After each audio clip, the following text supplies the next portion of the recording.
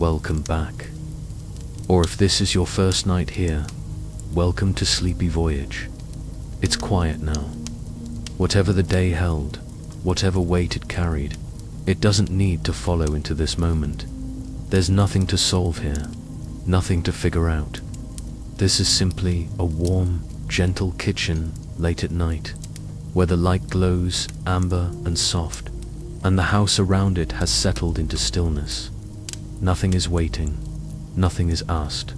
There's no need to listen closely, no need to follow every word or hold onto every detail. Some will drift past like snow outside a window, and that's exactly as it should be. This is just a calm place to rest, a refuge that asks nothing more than your presence. And however long feels right to stay, that's how long this space will hold you. Before we step through that doorway together, before we find what waits in that golden light, there's a small invitation.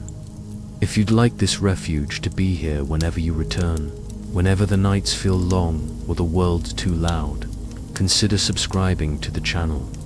It's a quiet way of marking this place as yours, of ensuring it remains waiting.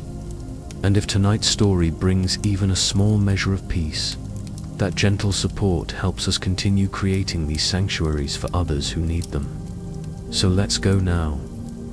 Let's step into that kitchen where time moves differently, where warmth pools in amber light on old wooden counters, and where someone who understands tiredness has found a moment of quiet. Let's see what comfort waits there in the stillness. So let us go now. Let us step into that kitchen where the light is golden and the silence has texture. Let us find what waits there in the warmth. The kitchen sits at the back of a small house on a quiet street where Christmas lights glow in distant windows. But here, in this room, the holiday exists only as a whisper, a suggestion. The overhead light has been turned off, and instead, a single lamp on the counter casts everything in shades of amber and honey. The light pools on the worn wooden surface, highlighting the grain that decades of use have made smooth and familiar.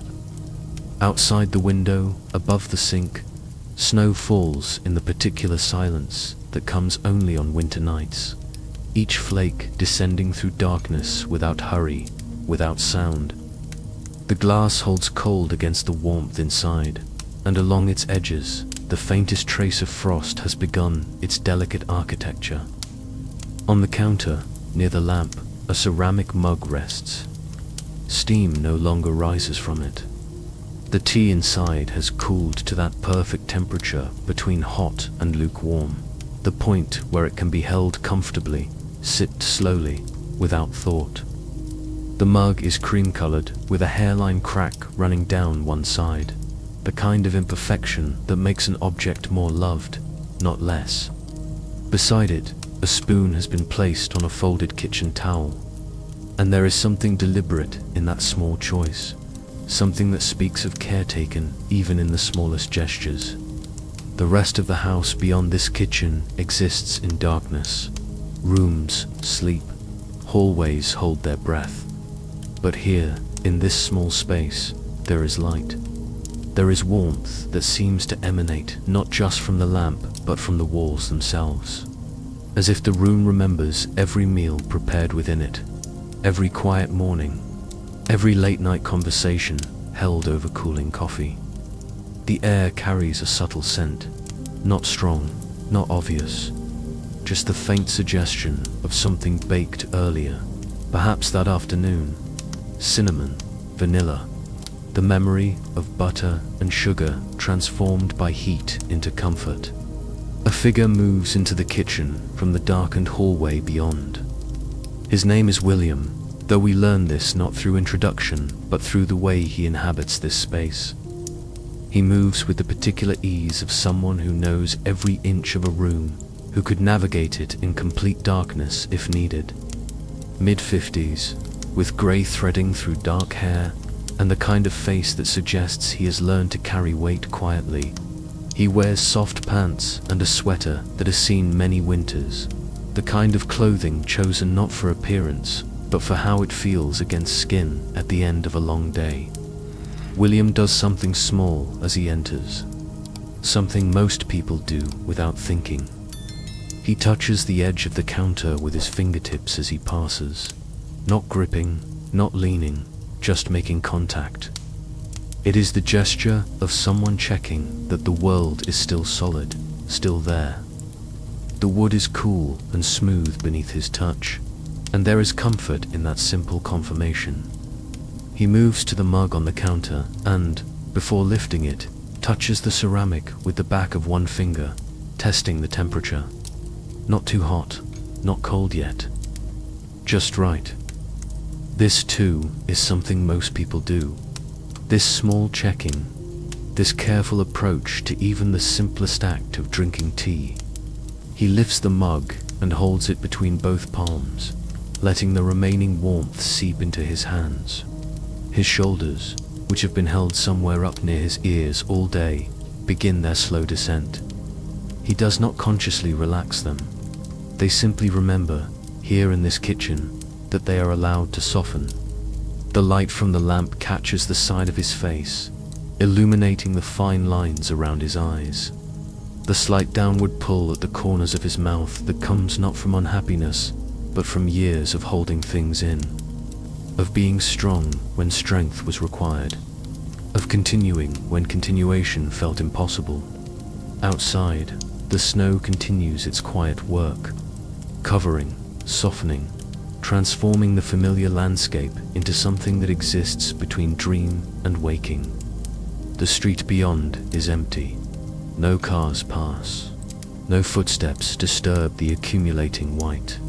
The neighborhood has turned inward, each house a small island of light in the encompassing dark. Through the kitchen window, William can see the pine tree in the backyard, its branches weighted with snow, bending gently under the accumulation but not breaking, never breaking, just bending, just holding. He moves to the window and stands there, mug between his hands, looking out at the falling snow. The window becomes a frame for meditation, for the kind of looking that is less about seeing and more about allowing the mind to rest on something simple, something that asks nothing. Snow falls. It has been falling for hours. It will continue falling through the night. There is no urgency in it, no demand, just this steady, patient transformation of the world into something quieter than it was. The kitchen around him holds its own quiet. The refrigerator hums its low, constant song. The old clock on the wall ticks, its second hand moving in small, measured increments that mark time without insisting on it. On the windowsill, a small succulent plant sits in a terracotta pot, its thick leaves catching the lamplight. William remembers when that plant was given to him. Not by whom, not the exact occasion, but he remembers bringing it home, setting it on this sill, and watching it slowly establish itself in this spot over months and years. It has thrived in its small way, growing, persisting, asking very little. He takes a sip of tea. The liquid is barely sweet, with the faint bitterness of black tea that has steeped long and the subtle floral note of bergamot, Earl Grey. It has always been Earl Grey in the evenings. This too is a kind of ritual, not because ritual requires intention, but because the body learns its comforts and returns to them without conscious thought. The warmth travels down his throat, settles in his chest, and seems to spread outward from there, a small internal sun pushing back against the cold that lives somewhere deeper than temperature can reach. There is a small red candle on the kitchen table, unlit. It sits in a glass holder, the wax inside smooth and untouched. William looks at it for a long moment. It is one of those candles that appears only in December, scented with pine or cinnamon or something that is meant to evoke holiday warmth. He has not lit it. He is not sure why. Perhaps because lighting it would require acknowledging that this is a holiday, and holidays require things energy, cheer, the performance of joy, and he is too tired for performance. Too tired for anything except this. This standing, this looking, this holding of warm tea between cold hands. But there is kindness in this kitchen. Even unlit, the candle represents something. Someone chose it. Someone placed it here. Someone thought that this small gesture might bring light into shorter days. And that thought, that small intention, matters even if the wick remains untouched. William knows this. He may not feel it fully, but he knows it the way he knows the sun will rise tomorrow, even if he cannot see it through the snow clouds. He turns from the window and moves to the kitchen table. It is small, round, meant for 2 people or perhaps 3 if they sit close. The surface is scarred with use. Rings from hot cups, small scratches from keys and pens, a faint gouge where something was once dropped. Each mark is a story, though the stories themselves have faded into the general narrative of life lived in this space. William pulls out a chair. The legs scrape softly against the worn linoleum floor, a sound that is familiar and therefore comforting. He sits slowly, his body grateful for the support, for the permission to rest. The chair creaks slightly under his weight. Good chairs do that. They announce your presence. They confirm that you are real, solid, here. He sets the mug on the table and leans back, letting his spine find the back of the chair, letting his head tilt until he is looking at the ceiling. The ceiling is painted white, slightly yellowed with age, with a light fixture in the center that remains dark. There is a small water stain in one corner, shaped vaguely like a continent on a map. He has looked at that stain hundreds of times, thousands, perhaps. It has become part of the landscape of this room, part of what makes it home. His hands rest on his thighs. His breathing, which has been shallow all day, begins to deepen. Not because he wills it to, not because he is trying to relax, but because the body, given safety and stillness, remembers what it is meant to do. In, out, in, out. The rhythm that sustains everything. The rhythm that asks nothing except that you allow it to continue. There is something about this time of night, this particular hour that exists between day and sleep, between activity and rest. The world has gone quiet. The demands have ceased. The phone does not ring. No one knocks at the door. No one needs anything from him. And in that absence of need, in that blessed release from obligation, there is a kind of peace that William has learned to recognize, even if he cannot always access it. Tonight, he is close to it, circling it, approaching it the way one approaches something precious and fragile, with care, with caution, with the awareness that it might dissolve if grasped too tightly. He thinks of the day that has passed, not in detail, not replaying conversations or decisions or moments of frustration, just the general shape of it, the weight of it, the way it pressed down on him from the moment he woke until now, this moment, sitting in his kitchen while snow falls outside and lamplight holds back the dark. He has been tired for so long, the kind of tired that sleep does not fully cure, the kind that accumulates in the bones, in the chest, in that space behind the eyes where headaches live. But here, in this kitchen, surrounded by familiar objects and soft light and the silence that snow brings to the world, the tired feels different, acknowledged, allowed.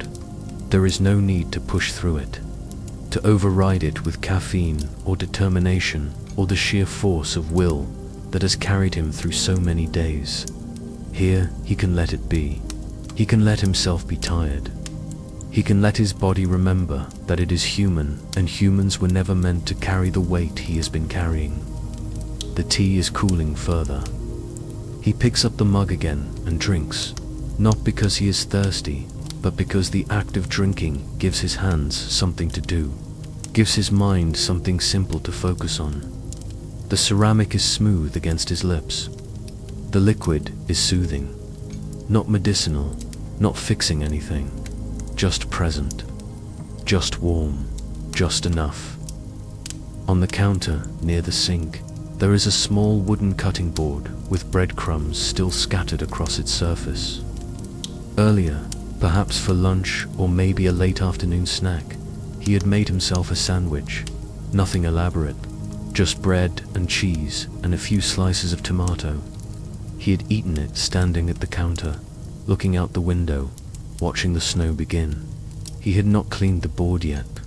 Normally he would. Normally he cleans as he goes, keeps the kitchen tidy, maintains order in the small ways that create the illusion of control in a world that offers very little. But today, tonight, he let it sit. And that small letting go, that small permission to leave something undone, feels like a victory of sorts. William stands and moves to the sink. He picks up the cutting board and brushes the crumbs into the basin. They fall in small, dry pieces, catching the light before disappearing into the drain. He turns on the faucet, letting water run over his hands first. The water is cold, shockingly so, but he lets it run until it warms, and then he holds his hands under the stream, feeling the temperature shift from icy to cool to pleasantly warm. It is a small thing, this shift, this transformation, but it mirrors something else, some larger possibility that perhaps he too can warm. Perhaps the cold that has settled into him can be coaxed away by patience and time and small acts of care. He washes the cutting board slowly, more slowly than necessary, using soap that smells faintly of lemon, rubbing the wood with a worn sponge until every crumb is gone, then rinsing it clean and setting it in the dish rack to dry. The task is complete, simple, satisfying in its simplicity. There is something deeply comforting about tasks that have clear beginnings and clear endings. Wash the board, it is clean. This is different from so much of life, which exists in ambiguity, in ongoing situations that resist resolution, in problems that persist despite every effort to solve them. He dries his hands on the kitchen towel, the one he used earlier to rest the spoon on.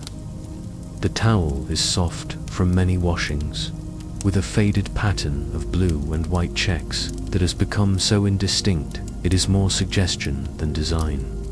He folds it and hangs it on the oven door handle, smoothing it flat with his palm. Another small gesture, another moment of care. The kitchen settles around him. The refrigerator hums. The clock ticks. Outside, snow continues its accumulation, building layer upon layer upon layer, creating depth where before there was only surface. William returns to the table but does not sit immediately. He stands beside the chair, one hand resting on its back, looking around at this room that has held so much of his life. The mornings with coffee and quiet before the day began. The evenings with simple meals eaten alone. The late nights, like this one, when sleep felt distant and the mind would not quiet and the only comfort was to come here, to this room, and sit in the gentle light and wait. Wait for what? He has never been entirely sure. Wait for sleep. Wait for peace. Wait for the feeling that tomorrow might be easier than today. Wait for the sense that he is enough, exactly as he is, without needing to be more, do more, achieve more. Wait for the quiet voice inside that sometimes whispers that it is okay to stop trying so hard, that rest is not weakness, that tired bodies deserve gentleness, that he deserves gentleness. He sits finally. The chair receives him again with its small creak of welcome. His hands find the mug. Though the tea inside is nearly cold now, he drinks it anyway. Temperature does not matter as much as the ritual, as much as the having something warm to hold, even if that warmth is fading. There is a lesson in that, perhaps, that things can still offer comfort even as they cool, that the memory of warmth, the intention of warmth, carries its own value. The small Christmas candle on the table sits in his peripheral vision, red wax in clear glass, a wick waiting. He reaches out and touches the glass holder with one finger. It is cool and smooth. He could light it. There are matches in the drawer behind him. It would take only a moment, but he does not move to get them. Not because he has decided against it, but because the decision itself does not seem to matter very much. Lit or unlit, the candle is still here, still part of this quiet scene, still evidence of someone's thought, someone's care. William realizes something then, not suddenly, not with the force of revelation, but gradually, the way snow accumulates, thought by thought, breath by breath. The realization is simply this: he has been waiting for permission. Permission to rest, permission to stop, permission to acknowledge that he is tired and that tired is not a moral failing. And here, in this kitchen, with no one watching and no one demanding and no one needing anything from him, he can give himself that permission. He can decide that tonight, this night, he does not have to be strong. He does not have to push through. He does not have to overcome. He can simply be here, in this chair, in this kitchen, in this moment, and that can be enough. It can be more than enough. It can be everything. The snow outside has created a world that is muffled and soft. If he were to open the back door and step outside, his footsteps would make no sound. The snow would cushion everything, would absorb everything, would transform harsh edges into gentle curves. But he does not need to go outside to understand this. He can feel it from here. The way the world has softened, the way the ordinary has been made beautiful through this slow covering of white. His eyes move to the window again, drawn by the endless fall of snow against the dark. Each flake catches the light for the briefest moment as it passes through the glow spilling from the kitchen window. A tiny flash of white against black, and then it is gone, absorbed into the accumulation below. There is something hypnotic in this, something that quiets thought. The mind, given something simple to watch, something repetitive and soothing, begins to release its grip on all the things it has been holding. The worries, the regrets, the endless list of what should have been done differently, better, sooner. William allows his gaze to soften, allows the individual flakes to blur into a general sense of movement and fall. His breathing has become deeper still, slower, the kind of breathing that comes before sleep, though he is not sleeping, not yet. He is in that liminal space between waking and rest, where thoughts drift rather than march, where time loses its insistence, where the body begins to remember that it knows how to let go. The lamp on the counter glows steady. Amber light pools on wood. The mug between his hands is cold now, the tea inside long past the point of being pleasant to drink, but he holds it still, because it is something to hold, because his hands know this shape. Because there is comfort in the familiar, even when the familiar no longer serves its original purpose. The mug is not giving warmth anymore, but it is giving weight, substance, something real to anchor to in this quiet that could, without such anchors, feel too vast. In the silence, small sounds emerge, the house settling, the soft tick of radiator pipes, the distant hum of the refrigerator cycling on. These are the sounds of home, the sounds that say you are safe, you are sheltered, you are held by walls and roof and the accumulated warmth of all the days and nights this place has stood against the cold. William has lived in this house for many years, long enough that he cannot always remember arriving, long enough that it has shaped itself to him and he to it, the way two things pressed together long enough begin to share a form.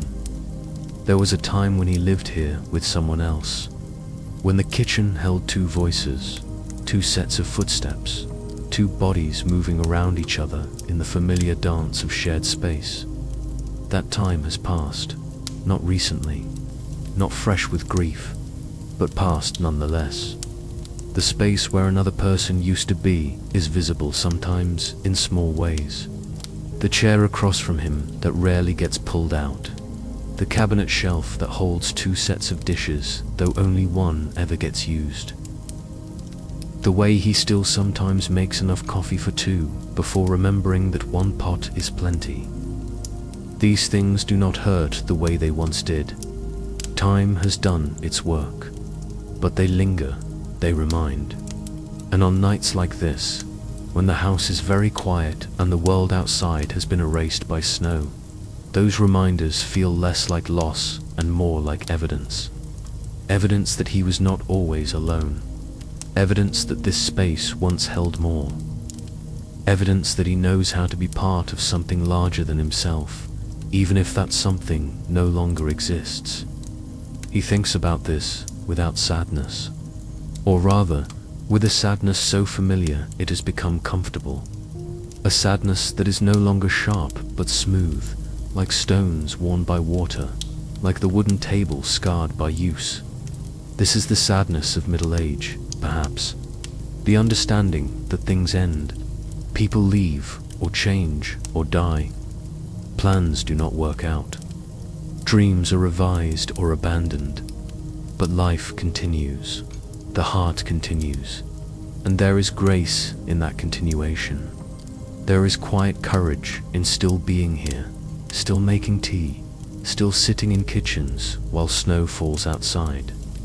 William sets the mug down finally. His hands rest flat on the table, palms down, feeling the cool surface, the slight texture of old wood. His fingers are long and somewhat thin, the hands of someone who has worked more with mind than with body, though they are capable hands, gentle hands. Hands that know how to be careful with fragile things.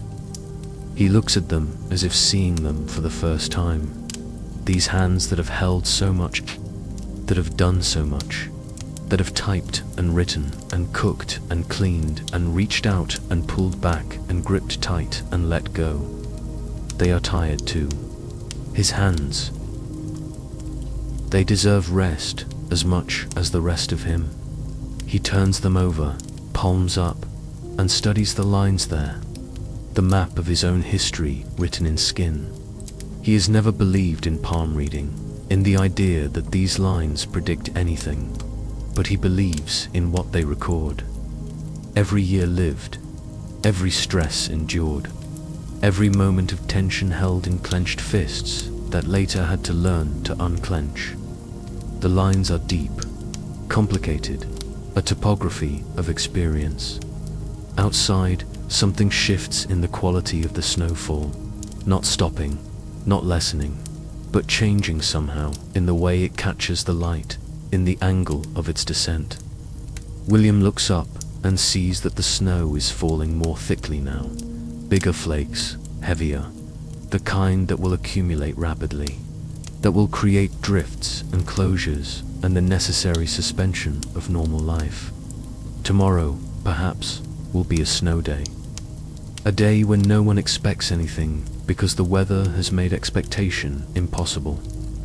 A day of forced rest, forced stopping, forced acknowledgement that sometimes the world decides we need to pause, and it creates conditions that make pausing the only option.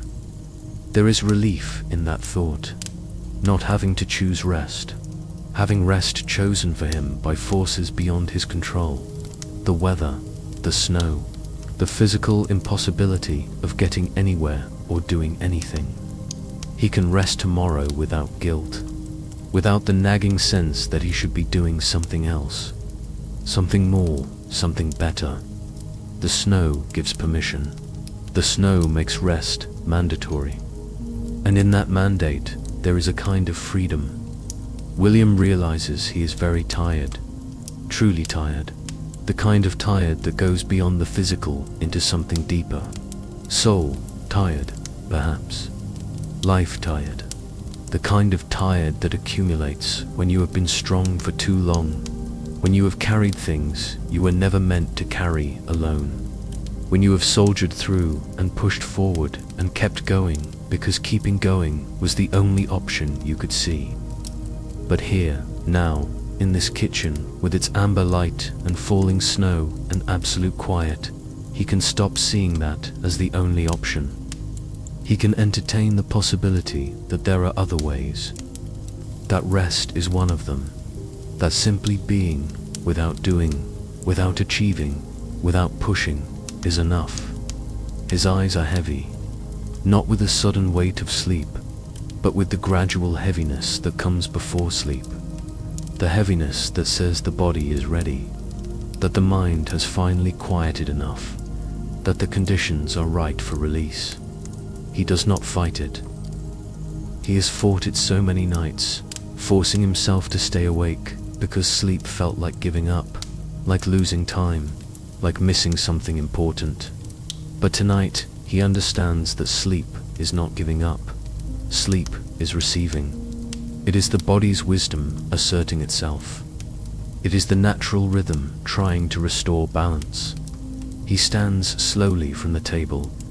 His body is stiff from sitting, but not painfully so.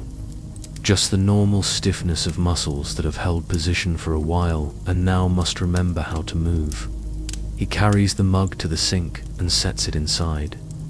He will wash it in the morning, or maybe not wash it at all.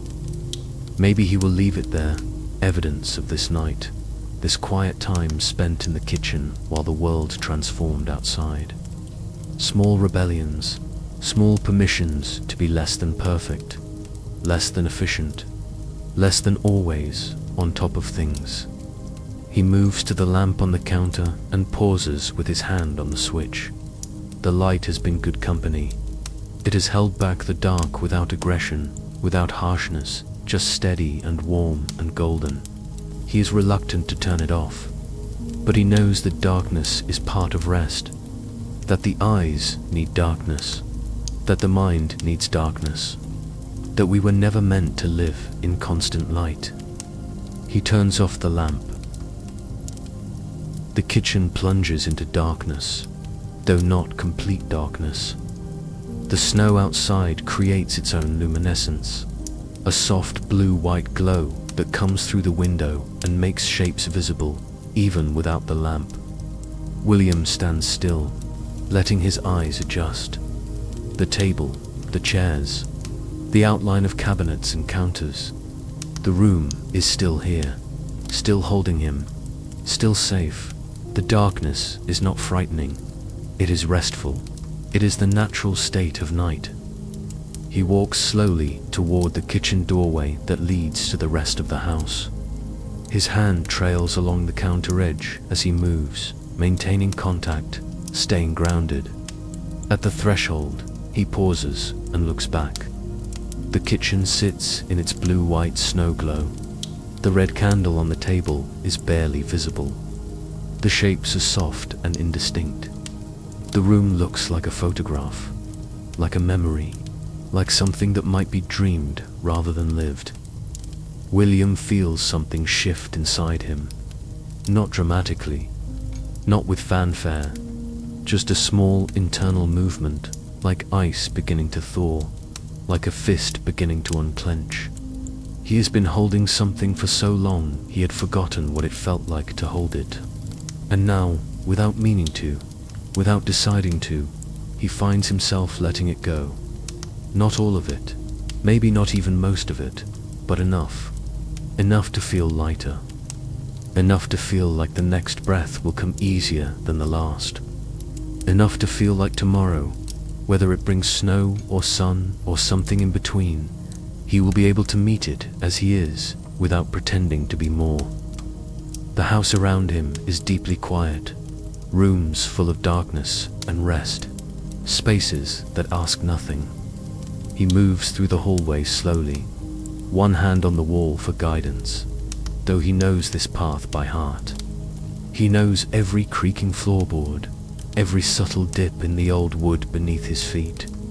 He knows where the wall switch is for the hall light, but does not turn it on. The darkness is enough. The darkness is good. In his bedroom, he does not turn on any lights. The window there also shows falling snow, and the same blue-white glow fills the space enough to see by. His bed is unmade from this morning, the covers pulled back and left that way in the rush to start the day. Now those rumpled covers look inviting. They look like permission granted. They look like the only place he needs to be. William sits on the edge of the bed. The mattress gives slightly under his weight. He removes his sweater slowly, feeling the fabric slide over his head, feeling the cooler air of the bedroom against his skin. He sets it aside. His movements are deliberate and unhurried. There is no rush now, no deadline, no place to be except here, no time except now. He lies back. The pillow receives his head. The covers, when he pulls them up, are cool at first and then quickly warm to his body temperature. He can hear the snow. Not the sound of it. Falling snow is silent, but the sound of its presence. The way it changes the acoustics of the world outside, muffling everything, making the night softer, making the silence deeper. His body sinks into the mattress. His muscles begin their final release. The tension he has been carrying in his shoulders, his jaw, his chest, starts to dissolve. Not all at once, but gradually, breath by breath. His hands rest at his sides, palms up, open, receiving. His breathing deepens, slows, becomes the breathing of someone who has finally given themselves permission to rest. He thinks of the kitchen one more time, the lamp he turned off, the mug in the sink, the red candle that remains unlit, and he understands now that it does not need to be lit. Its purpose was never to burn. Its purpose was to remind him that light exists, that warmth exists, that in the darkest nights and the coldest winters, there are small things placed intentionally to offer comfort, and whether they are used or not, whether they fulfill their obvious function or not, they still serve, they still matter, they are still evidence of care. The snow continues falling outside his bedroom. Window, covering, softening, transforming, creating a world that is quieter than it was, gentler than it was, more forgiving than it was. And inside, in this bed, in this room, in this house, William allows himself to become part of that quietness, that gentleness, that forgiveness. His eyes close, not forced, not willed, just the natural closing that comes when the body knows it is safe, when the mind knows it can stop watching, when the heart knows it can rest. The darkness behind his eyelids is complete and comforting. It is the darkness of deep rest, of true peace, of surrender that is not defeat but wisdom. The house holds him. The walls and roof and foundation hold him against the cold. The bed holds him against gravity. The night holds him against time. And the snow, the endless falling snow, holds everything in its gentle erasure of the day that was, creating space for the day that will be, but not yet, not now. Now is for rest. Now is for release. Now is for the body to remember what it was always meant to know, that it is safe to let go, safe to stop, safe to sleep. William's breathing becomes so slow and deep it is almost not breathing at all, but something gentler, something that exists in the space between conscious breath and the body's automatic rhythms. His face, which has held tension for so long, it became a permanent expression, softens. The lines ease. The tightness around his eyes relaxes. He looks, in this moment, like someone at peace. Like someone who has found, at least for tonight, what he has been searching for. Outside, the snow keeps falling. Inside, the house keeps its vigil. And between those two constancies, between the falling and the holding, William rests deeply, completely, without reservation or resistance. He rests in the way all things must rest eventually, the way trees rest in winter, the way the earth rests under snow, the way the heart rests between beats. And in that rest, there is healing, there is restoration, there is the slow, patient work of coming back to wholeness, not through effort, not through striving, but through the simple, radical act of allowing rest to do what rest has always done, what it was always meant to do. The kitchen, dark now, except for the snow glow through its window, stands ready. It will be there in the morning. The lamp will give its amber light again. The kettle will boil water. The ritual will repeat. But for now, it too rests. Everything rests. The whole house, the whole world, wrapped in snow and silence and the gentle patience of winter night. And William, no longer fighting, no longer pushing, no longer trying to be anything other than what he is tired. Human, deserving of rest, finally, fully, completely, lets himself sleep.